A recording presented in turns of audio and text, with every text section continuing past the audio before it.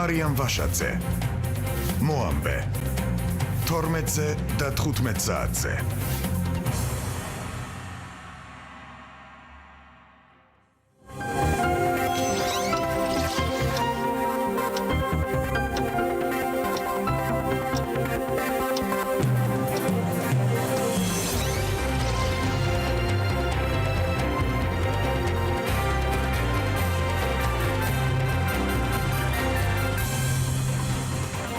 კიდევ ერთხელ მოგესალმებით, მომბეს 15 საათზე მარიამ ვაშაძე წარმოგიდგენთ გამოშვებაში თქვენ ნახავთ. კორონავირუსის ახალი შემთხვევები საქართველოში COVID-19 ბოლნიში სასწრაფო სამედიცინო დახმარების კიდევ ერთ თანამშრომელს დაუდასტურდა. ამერიკული ნავთობის ფასი ისტორიულ მინიმუმამდე დაეცა, რა გავლენას მოახდენს ფასის ვარდნა ქართულ ბაზარზე. მსოფლიოში კორონავირუსით ინფიცირებულთა რიცხვმა 2.491.000 გადააჭარბა. როგორია COVID-19 სტატისტიკა?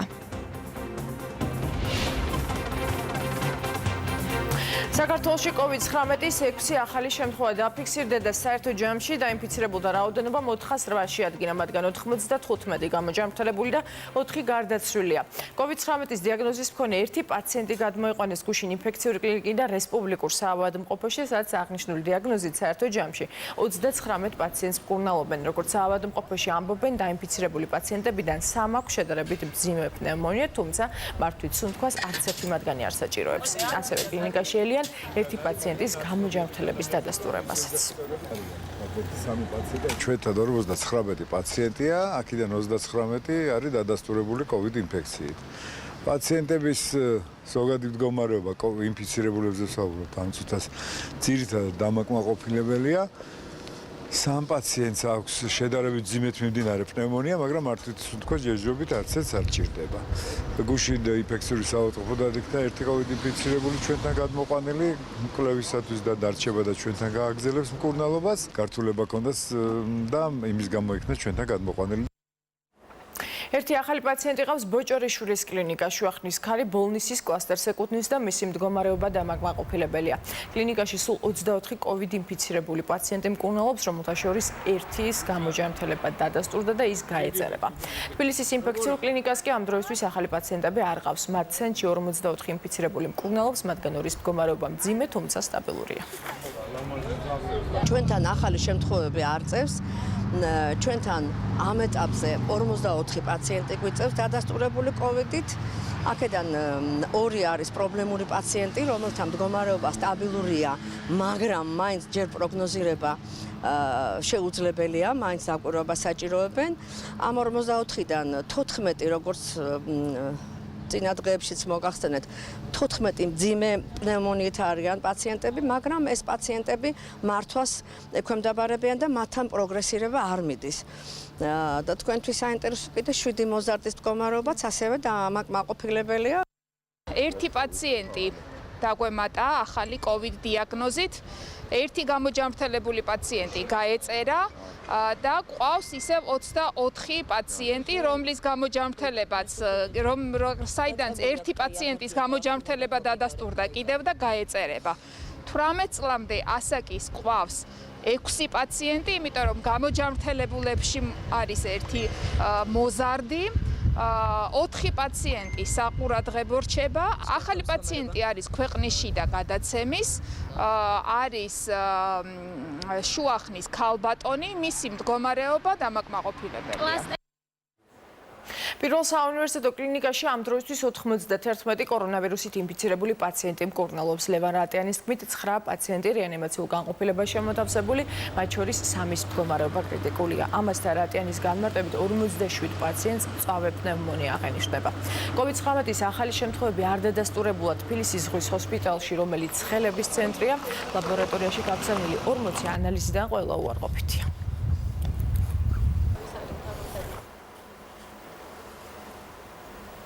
ბათუმში გვიანღამით გამოკვლეული 90 პაციენტიდან კორონავირუსი არცერთ არ დაუდასტურდა. ეგრეთ წოდებული ქობულეთის კლასტერთან დაკავშირებული კონტაქტების რაოდენობა 520-მდეა გაზრდილი. აჭარის ჯანდაცვის მინისტრის მოადგილის განცხადებით, დღეს დამატებით ქობულეთში მცხოვრებ 100-მდე ადამიანს გამოიკვლევენ. ასევე უახლოეს საათებში გახდება ცნობილი იმ 23 პირის ანალიზის პასუხი, რომელიც ცხელების ცენტრში გუშინ საღამოს შევიდა.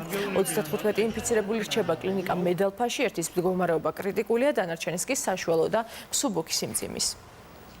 დღეს დილის ინფორმაციით 90 ლაბორატორიული კვლევის ნიმუში დაიდო და ყველასთან მიმართებაში გვაქვს უარყოფითი პასუხი.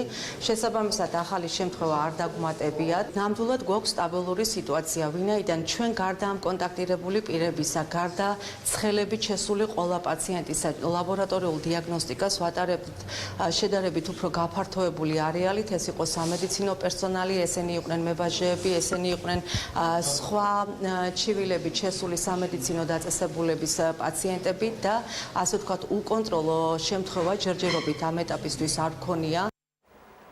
ქუთაისში კორონავირუსისთვის დამახასიათებელი სიმპტომებით პაციენტების მიღებას ჩხობაძის სახელობის კლინიკის გარდა, რომელსაც ცხელების ცენტრის ფუნქცია აქვს მინჭებული, კიდევ 4 სამედიცინო დაწესებულება შეძლებს. ამ ფუნქციას თავის თავზე კლინიკა ბომონდი, ჰოსპიტალ სერვისი, ავტოქარხნის დასახლებაში მდებარე ნომერ მეხუთე პოლიკლინიკა, რეგიონული კლინიკური საავადმყოფო და მედიკალ სიტი აიღებს. ფეხმძიმეებს კი, რომელთაც ვირუსისთვის დამახასიათებელი სიმპტომები ექნებათ, ბომონდი მოემსახურება. ქუთაისის ინფექციური საავადმყოფოდან დღეს სავარაუდოდ 2 პაციენტი გაეწერება. ამის შესახებ საქართველოს პირველ არხს კლინიკის მთავარმა ექიმმა განუცხადა. თეიმურაზ ნადირაძის თქმით, პაციენტებს უკვე ჩაუტარდა ტესტები და პასუხები უარყოფითია. კლინიკაში COVID-19-ის დიაგნოზით 24 პაციენტია მოთავსებული, მათგან ერთი გუშინ მიიღეს. ახალგაზრდა მამაკაც თურქეთში მოგზაურობის ისტორია აქვს და ის კარანტინიდან გადაიყვანეს. პაციენტებს შორის 4 საშუალო სიმძიმისაა, დანარჩენების მდგომარეობა კი დამაკმაყოფილებელია.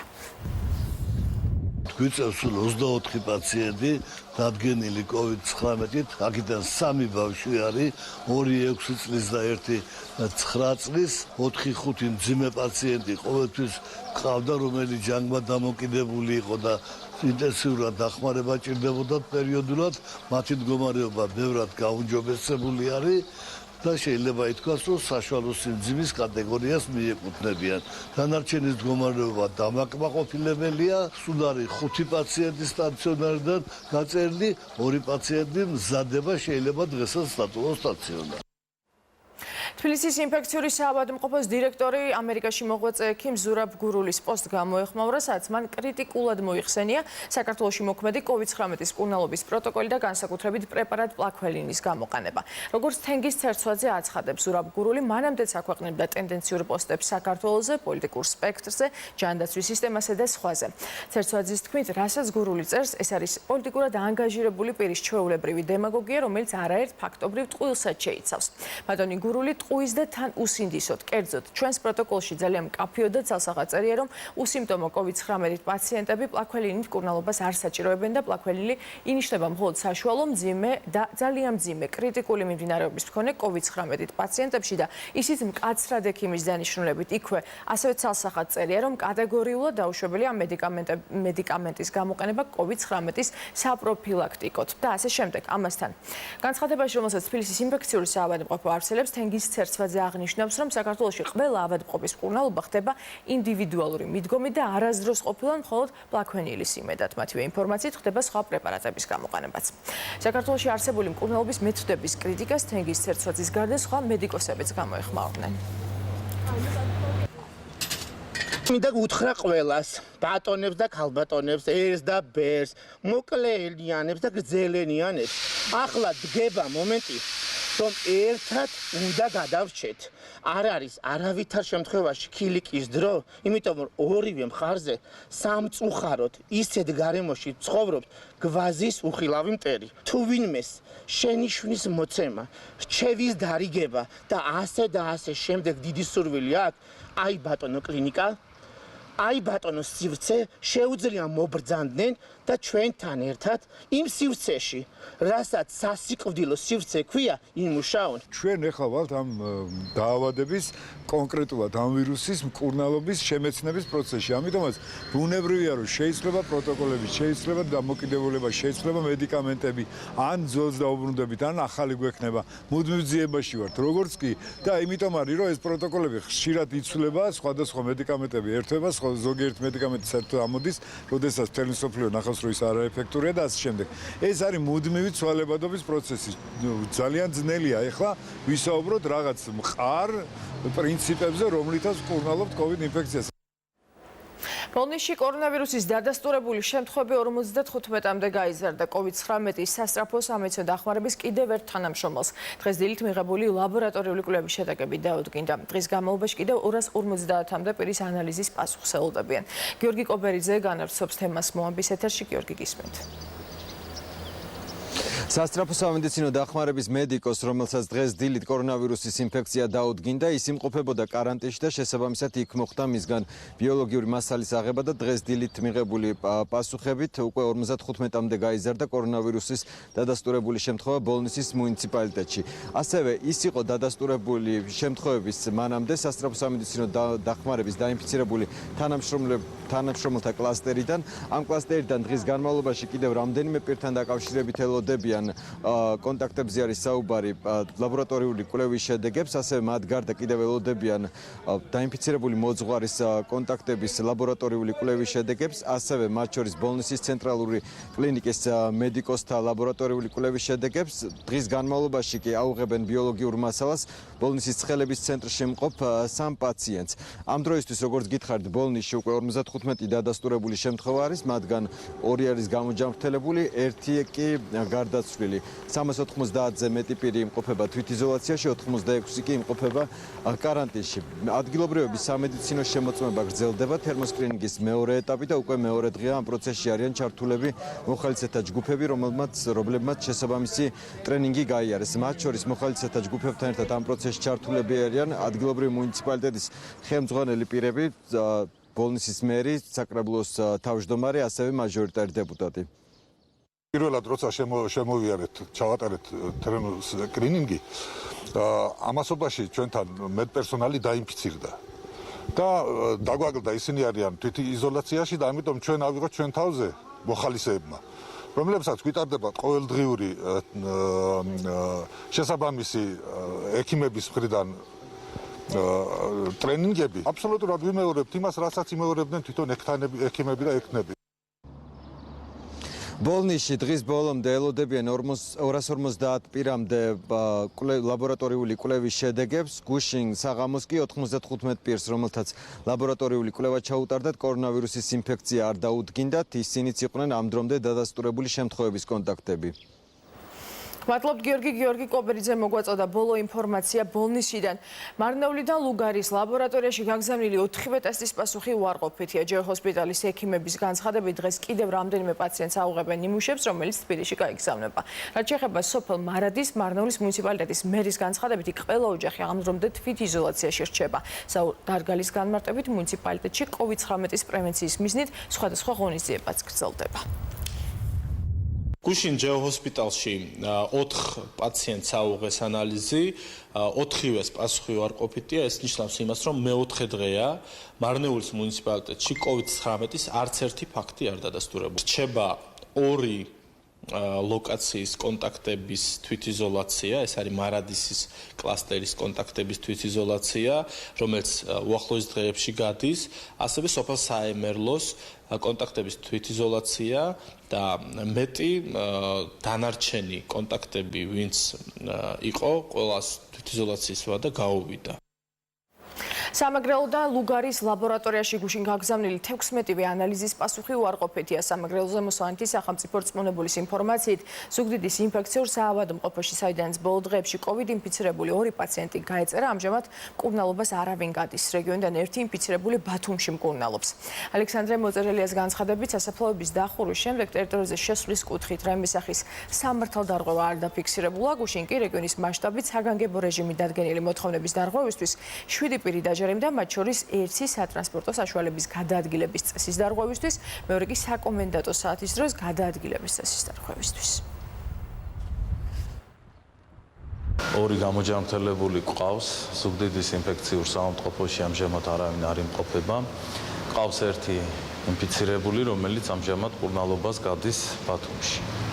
რა თქმა უნდა, ეს სასიხარულოა, თუმცა არ უნდა მივეცეთ თვითკმაყოფილებას, რა თქმა უნდა, ვინაიდან საფრთხე ჯერ კიდევ არიდებული არ არის. ბოლო 24 საათის განმავლობაში მთელი ქვეყნის მასშტაბით საგანგებო მდგომარეობის რეჟიმის და ეგრეთ წოდებული კომენდანტის საათის შეზღუდვების დარღვევის 182 ახალი ფაქტი გამოვლინდა. პოლიციამ ეგრეთ წოდებული კომენდანტის საათის დარღვევის ფაქტზე 78 მოქალაქე დააჯარიმა. გარდა ამისა, საჯარო სივრცეში 3-ზე მეტი პირის შეკრების და 2 მეტრიანი სოციალური დისტანციის დაუცველობის გამო 66 პირი დააჯარიმდა. ასევე დაფიქსირდა მგზავრთა გადაყვანის და ავტომობილით გადაადგილების წესის დარღვევის ფაქტები, რის გამოც ჯარიმა 38 პირს დაეკისრა. მე შეგახსენებთ, რომ საგანგებო მდგომარეობის რეჟიმის დარღვევა ფიზიკური პირის 3000, ხოლო იურიდიული პირის 15000 ლარით დაჯარიმებას იწვევს. გახანგრძლივდება თუ არა მსუბუქი ავტომობილებით გადაადგილების აკრძალვა, ამაზე უწყებათა შორის საკოორდინაციო საბჭო ამ წუთებში მსჯელობს. შეზღუდვა 21 აპრილის ჩათვლითაა დაწესებული და დღეს მოქალაქეებისთვის მსუბუქი ავტომანქანებით მოძრაობა ნებადართული არ არის. მთავრობის ადმინისტრაცია მოუწოდებს მოსახლეობას გაითვალისწინონ აკრძალვის მოქმედების ვადები, რათა თავიდან იყოს აცილებული კანონდარღვევა და ამგვარი ქმედებებისთვის დაწესებული ჯარიმები.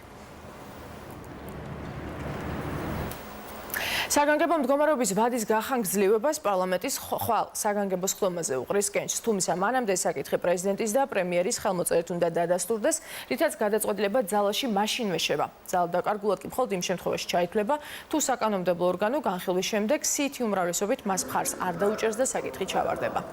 იქნება თუ არა რაიმე ცვლილება იმ საგანგებო ნორმებში, რომელიც ქვეყანაში უკვე მოქმედებს, ეს პრეზიდენტის დეკრეტის გამოქვეყნების შემდეგ გახდება ცნობილი. უკვე ცნობილია, რომ საგანგებო რეჟიმის გაგრძელება საპარლამენტო უმრავლესობა მხარს დაუჭერს, რაც შეეხება ოპოზიციას.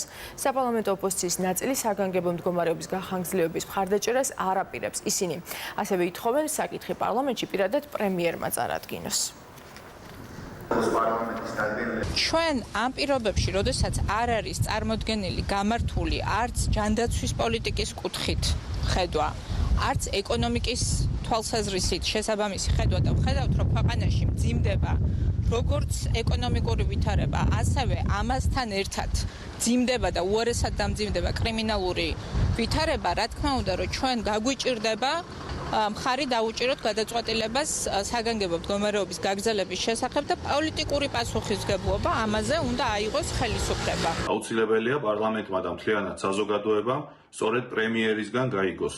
თუ რა სტრატეგია აქვს მთავრობას მომავალი 1 თვის განმავლობაში, როგორ იქნება გამოყენებული და როგორ იმუშავებს საგანგებო მდგომარეობა, როგორ გამოსწორდება ის ხარვეზები, რომელიც ყველამ დავინახეთ წინა თვის საგანგებო მდგომარეობის მიმდინარეობისას და რაც მთავარია, არსებობს თუ არა კონკრეტული გეგმა, როგორ ეხმარება მთავრობა საგანგებო მდგომარეობის პირობებში, სახლებში გამოკეტილ ასობით 1000 ადამიანს და ოჯახს, ვისი ეკონომიკური მდგომარეობაც კიდევ უფრო დამძიმდა. დამოუკიდებლად იმისა, ქვეყანაში არის პანდემია თუ არა, მათი წესრიგი ყოველთვის საკუთარი პოლიტიკური ვიწრო პარტიული ინტერესებით შემოიფარგლება და არა ქვეყნის ინტერესებით. სწორედ ეს ამას ადასტურებს ოპოზიციის განცხადება, თითქოს ისინი მხარს არ დაუჭერენ საგანგებო მდგომარეობის გაგრძელებას. რეალურად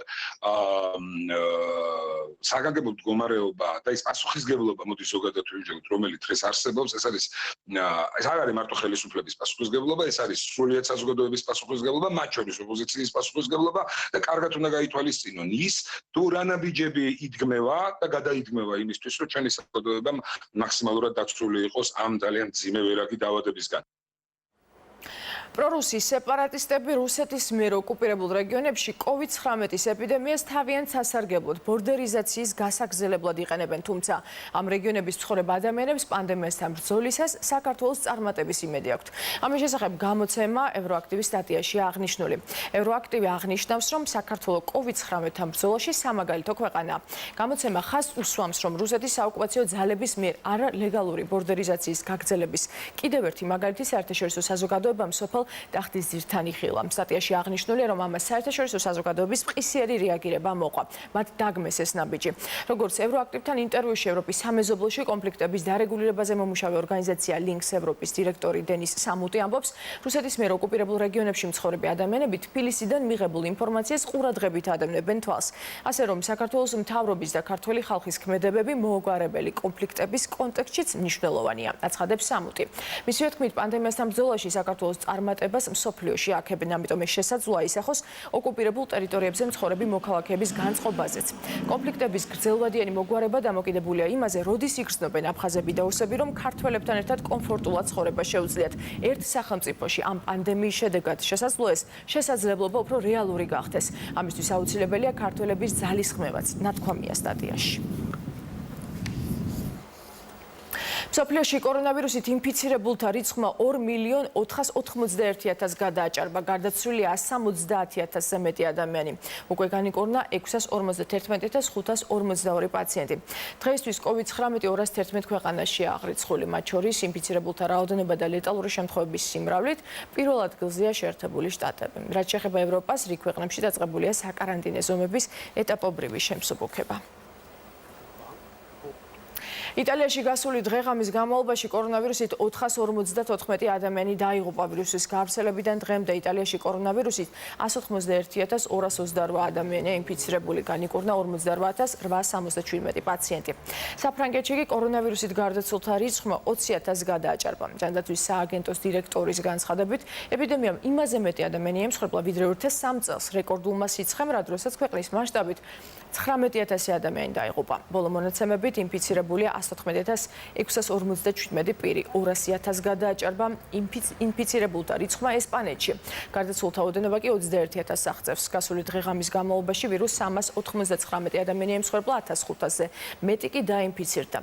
დიდი ბრიტანეთის საავადმყოფოებში კი ბოლო 24 საათში ახალი კორონავირუსით 459 ადამიანი დაიღუპა, რითაც ვირუსის მსხვერპლის საერთო რაოდენობა 16,509-მდე გაიზარდა. ამერიკის შეერთებულ შტატებში გასული 24 საათის განმავლობაში COVID-19-ით 1,417 ადამიანი გარდაიცვალა, ინფიცირებულთა რიცხვი კი 24,859-ით გაიზარდა და 784,000 გადააჭარბა. საერთო ჯამში გარდაცვლილია 42,128 ადამიანი. კორონავირუსთან დაკავშირებით თეთრი სახლის მრჩევლთა ჯგუფი შიშობს, რომ შტატებში საგანგებო ზომების ნაადრევად გაუქმების შემთხვევაში მსხვერპლის რიცხვმა ქვეყანაში შესაძლოა 60,000 გადააჭარბოს. თურქეთში გასული 24 საათის განმავლობაში კორონავირუსით ინფიცირების 4,674 ახალი შემთხვევა გამოვლინდა. ერთ დღეში გარდაცვლილთა რიცხვი კი 123 შეადგენს. საერთო ჯამში თურქეთში კორონავირუსის გავრცელებიდან დღემდე 2140 ადამიანია დაღუპული. ვირუსი კი დადგენილი აქვს 90,980 პირს. თურქეთის ხელისუფლება ქვეყანაში კომენდანტის საათის გახანგრძლივებას კიდევ 4 დღით 26 აპრილამდე გეგმავს. სომხეთში კორონავირუსის 62 ახალი შემთხვევა გამოვლინდა, რითაც ინფიცირებულთა საერთო რაოდენობა 1401-მდე გაიზარდა. ვირუსს სულ 24 პაციენტი ემსხვერპლა, მათ შორის 2 გასული 24 საათის განმავლობაში, მათი ასაკი 88 და 65 წელია. საავადმყოფოში მკურნალობას განაგრძობს 768 პაციენტი, უკვე გამოჯამრთელდა 609. აზერბაიჯანში კი ვირუსით ინფიცირებულთა რიცხვი გასული დღე-ღამის განმავლობაში 38-ით გაიზარდა და 1436 შეადგინა. გარდაცვლილია 19 ადამიანი, ვირუსისგან უკვე განიკურნა 800-მდე პაციენტი. 50,000 აღემატება ინფიცირებულთა რიცხვი. რუსეთში ბოლო 24 საათში ქვეყანაში COVID-19-ს 51 პირი ემსხვერპლა, ბოლო 24 საათში ვირუსით 5,642 ადამიანი დაინფიცირდა. ამერიკული ნავთობის ფასი $0 ჩამოწდა და ისტორიულ მინიმუმამდე დაეცა. ამერიკული Western Texas Intermediate მარგის ბარელი ნავთობის ფასმა მაისის კონტრაქტებისთვის -$27.73 $. შეადგინა. ნავთობის ფასის ვარდა COVID-19 პანდემიას და საკარანტინო ზომებს უკავშირდება, რომლის შედეგადაც ნავთობზე მოთხოვნა შემცირდა. ეს იმას ნიშნავს, რომ არსებობს რეზერვუარების გადავსების საშიშროება, რის გამოც ნავთობ წარმოებლებს ახლა ტანკერების ქირაობა და მყიდველებისთვის თახის გადახდა თავად უწევთ. მსოფლიოში ნავთობის ფასების შემცირება საქართველოსაც აისახება და ქვეყანაში საწვავზე ფასების კლებაა მოსალოდნელი. Ამ განცხადებას ქართველი ექსპერტები ნავთობზე მსოფლიო ფასების ვარნის შეფასებისას აკეთებენ. Თუმცა, როდის მოხდება ფასის კლება საქართველოს ბაზარზე, ეკონომისტებს ზუსტი პროგნოზების გაკეთება უჭირთ, რადგან მათი თქმით, ეს პროცესი ადგილობრივ კომპანიებზეა დამოკიდებული. Ამასთან ექსპერტები ამბობენ, რომ ქართულ ნავთობ კომპანიებზე და ზოგადად ქვეყნის ეკონომიკაზე ნავთობის ფასების კლება ნეგატიურად აისახება.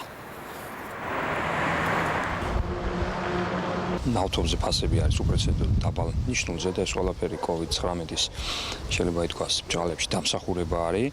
მისი გავლენა საქართველოს ბაზარზე უკვე ასახვა უკვე არის და შესაბამისად ფასების კლების ტენდენცია დაწყებული აქვს. თვითონ ეს პროცესი რა თქმა უნდა კომპანიებზე უკიდურესად ნეგატიურად აისახება. ეს ობიექტური რეალობაა, თუმცა სამწუხაროდ რეალობელი საკმაოდ ნეგატიური შედეგების ამსახველია კომპანიების მუშაობაზე. მინდა გითხრათ, რომ გაყიდვები მიმდინარე ეტაპზე, როდესაც ფაქტობრივად სატრანსპორტო მოძრაობა მთლიანად გაჩერებულია საქართველოში, თითქმის განულებულია. უპრეცედენტო მოვლენის მოსწრებები ვართ, ისტორიაში პირველად დაფიქსირდა, რომ ნავთობის ფასი მინუსში გავიდა. აქედან გამომდინარე, ახლა ეს ყველაფერი ჩვენზე ისეთივე ნეგატიურ შედეგს, რა თქმა უნდა, ვერ მოახდენს, როგორც ნავთობის მომპოვებელ ქვეყნებზე, რა თქმა უნდა, თუმცა თუ გავითვალისწინებთ, რომ ჩვენი ეკონომიკა სხვადასხვა ბენეფიტებს იღებს იმ ქვეყნებიდან, საიდან რომლებიც არიან ნავთობმომპოვებელი ქვეყნები, რა თქმა უნდა, გრძელვადიან პერსპექტივაში ეს ჩვენზეც მეტნაკლებად ნეგატიურად აისახება. თუმცა ჩვენ იმდენად ამდენადაც მომხმარებელი ქვეყანა ვართ, ამას პოზიტიური ფაქტორებიც აქვს, იმდენად რამდენადაც ეს აპრიორში ნიშნავს საწვავზე და ნავთობპროდუქტებზე ფასების შემცირებას. მარტის თვესთან დაკავშირებით ხელისუფლების მიერ კომუნალურ გადასახადებზე დაწესებულ შეღავათებზე უარის თქმის ვადა ამოიწურა. თუმცა, სამეფოს თავმჯდომარის განცხადებით, მოქალაქეებს საშუალება აქვთ სპეციალურ გვერდზე ინტერნეტში უარი თქვან აპრილის და მაისის შეღავათებზე. დავით ნარმანიას განმარტებით, მარტში შეღავათებზე უარი 4000-მდე აბონენტმა თქვა, რაც საკმაოდ კარგი აქტივობა იყო. მისი თქმით, დაზოგილი საბიუჯეტო რესურსები სახელმწიფოს შეუძლია მიმართოს სხვა არანაკლებ მნიშვნელოვანი ღონისძიებების დასაფინანსებლად. მარტისთვის კომუნალური შეღავათების ნაწილზე უკვე დაიხურა უარის თქმის პლატფორმა, თუმცა პლატფორმა სრულად დახურული არ არის. ის მოქალაქეები, რომლებაც მხოლოდ ერთი თვე ანუ მარტზე თვეს უარი და არ უთქვიათ აპრილის და მაისის კომუნალურ გადახდაზე უარი, მათ შეუძლიათ ჩვენი პლატფორმის მეშვეობით ისევ იგივე წესით თქვან უარი და შესაბამისად ნებისმიერ დროს შეუძლიათ შევიდნენ პლატფორმაში, შეავსონ ის მინიმალურად აუცილებელი 3 ველი, რომელიც უნდა შეივსოს და შესაბამისად პროგრამა მათ დაუდასტურებს, რომ მათი განაცხადი უარის თქმასთან დაკავშირებით არის მიღებული. სოფელ ხურვალეთში მავთუხლართების მეორე მხარეს მცხოვრები დათა ვანიშვილის ოჯახის წევრები კარანტინის ცხინვალში ერთ-ერთ სამედიცინო დაწესებულებაში გაივლიან. ახალგაზრდა წყვილი ოკუპირებული ახალგორიდან ცხინვალში გადაიყვანეს. ეს ინფორმაცია დაკავებულის ოჯახისთვის გუშინ გახდა ცნობილი. ოკუპირებულ ცხინვალში მცხოვრები ნათესავების ცნობით დაკავებულებს საკარანტინო რეჟიმის მოხდის შემდეგ წინასწარ დაკავების იზოლატორში გადაიყვანენ. ოჯახის განცხადებით, მათ ეგრეთ წოდებული სასურსკვეთაც ედავებენ და თაღის გადახდას თხოვენ. ცოლ-ქმარი მალხაზ ვანიშვილი და თათი ადიკაშვილი საოკუპაციო რეჟიმმა სოფელ ხურვალეთში დაკავებულის დისინფორმაციით ოჯახს ამ დრომდე არანაირი ინფორმაცია არ აქვს დაკავებულების ჯანმრთელობის მდგომარეობის შესახებ. საქმეში ჩართულია წითელი ჯვარი. მესტიის რაიონში მომხდარ მკვლელობაზე გამოძიება მიმდინარეობს. საქმე განზრახ-მკვლელობის მუხლით აღიძრა. გამოძიების ცნობით სოფელ მულახში მესაზღვრე ურთიერთშელაპარაკების ნიადაგზე ამავე სასაზღვრო პუნქტის თანამშრომელს იარაღიდან ესროლა, რის შემდეგაც ის გარდაიცვალა. მედიკოსების განცხადებით, მას 2 ჭრილობა ჰქონდა მუცლისარეში და მიუხედავად ჩატარებული სამედიცინო ღონისძიებებისა, მისი გადარჩენა ვერ მოხერხდა. სავარაუდო დამნაშავე შემთხვევის ადგილიდან მიიმალა. არსებული ინფორმაციით, შემთხვევას წინ შელაპარაკება უძღოდა, ახალგაზრდები მეგობრები იყვნენ და წარსულში დაპირისპირება არ ქონიათ. მოხდარს 4 მოწმე ყავს, რომელიც შესაბამისმა სამსახურებმა უკვე გამოგითხეს. გაუფრთხილებლობით სიცოცხლის მოსპობის ფაქტზე დაკავებული პოლიციის ადვოკატი აცხადებს, რომ მისი დაცვის ქვეშ მყოფი აღიარებს, რომ 19 აპრილს ღამის საათებში იარაღიდან ისროდა, თუმცა არ იცოდა, რომ მის ნასროლ ტყვიას 50 წლის ქალი ემსხვერპლა. ადვოკატის ინფორმაციით, პოლიციელი მომხდარს ინანიებს, თუმცა თავის მხრივ უფლებადამცველი აცხადებს, რომ ჯერ ექსპერტიზით არაა დამტკიცებული ის თუ რა იარაღის ტყვიას ემსხვერპლა გარდაცვლილი. დაკავებულს ბრალი ოფიციალურად დღეს უნდა წარუდგინონ. გამოძიება გაუფრთხილებლობით სიცოცხლის მოსპობის ფაქტზე მიმდინარეობს, თუმცა მოხდება თუ არა ბრალის დაზუსტება ან დამძიმება, ეს ჯერ უცნობია. შემთხვევა 19 აპრილს დაახლოებით 21 საათზე მოხდა გამოძიების ინფორმაციით ნუცუბიძის ქუჩის 26 ნომრიდან. დასვა მდგომარეობაში მყოფმა შინაგან საქმეთა სამინისტროს თანამშრომელმა უმისამართოდ ისროლა. ტყვიენ ვაჟა-ფშაველას გამზირზე საკუთარ საცხოვრებელ სახლში მყოფი 50 წლის ქალი იმსხვერპლა. აღიარებს იმ ფაქტს, რომ მისი იარაღიდან მან გასვლა ნამდვილად განახორციელა აღდგომის ღამეს. ამ ფაქტს აღიარებს, მაგრამ ამ გასვლას რა შედეგი მოყვა? ეს არ იცის და შეიძლება მაშინ რაც პოლიციელები მასთან გამოცხადდნენ და გარკვეულ რომ თურმე აი ამ სავარაუდოდ ამ გასვლების შედეგად დაიღუპა ქალბატონი. აქცაც მოხდა ამას ნანობს. დაზაფრულია საკმაოდ ადამიანი ძალიან შეფოთებულია ერთხელ შევხვდი მე თვითონ ჯერჯერობით. სააკაშვილის სახელობის საპრეზიდენტო ბიბლიოთეკაში ხანძრის გაჩენის ფაქტზე დაკავებული პირის აღკვეთი ღონისძიების შეპარდების საკითხზე სასამართლო სავარაუდოდ დღეს იმსჯელებს ხანძრის გაჩენისთვის ბრალდებული 2 დღის წინ დააკავეს. ცეცხლის წაკიდებით, ნივთის დაზიანების ან განადგურების ბრალდებით დაკავებული 1991 წელს დაბადებული და წარსულში ნასამართლები პირია.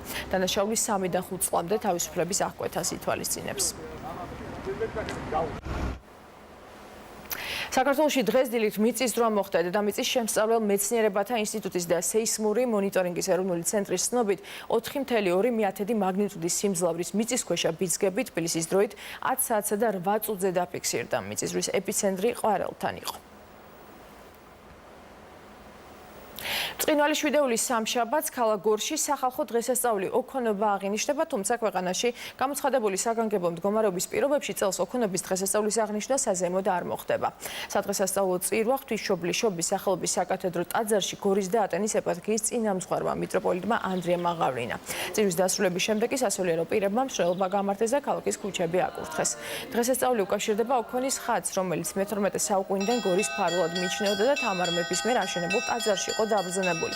ხატი 1991 წელს დაიკარგა და 2001 წელს ქრისტის აუქციონზე აღმოაჩინეს. 2004 წლიდან კი ის თბილისის სახელმწიფო მუზეუმში ინახება. ამ დღეს ჩვენ შევასრულეთ საზეიმო ლიტურგია ტაძარში და შემდგომ ვაკურთხეთ წყალი. შესრულდა მცირე აიაზმის წესი. მომბე ამ დროისთვის დასრულებულია. მე გემშვიდობებით, თქვენ კი დღის სიახლეებს თვალი ადევნეთ 1 ტივიჯიზე.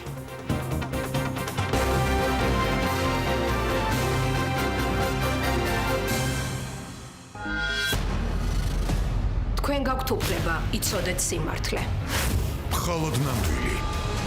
უწყვეტი საინფორმაციო ნაკადის ეპოქაში დროა შევაფასოთ ახალი ამბები.